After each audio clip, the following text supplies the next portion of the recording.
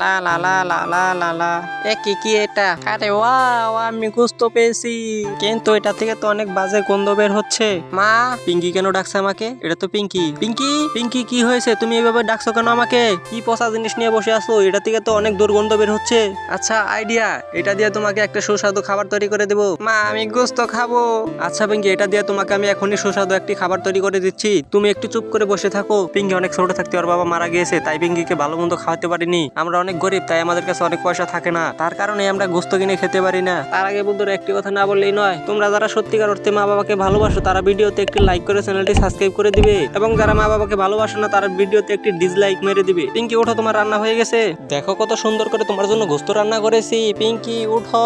আরে মা, পাগল হয়েছো নাকি? আমি তো অনেক আগেই গোস্ত খাওয়ার জন্য উঠে বসে আসছি। ওয়াও মা, এটা তো অনেক সুন্দর দেখা যাচ্ছে। এটা তো অনেক গরম, একটু খেয়ে দেখি। ওয়াও মা, অনেক সুস্বাদু হয়েছে। আমার মায়ের জন্য হলে একটু লাইক করে দিন।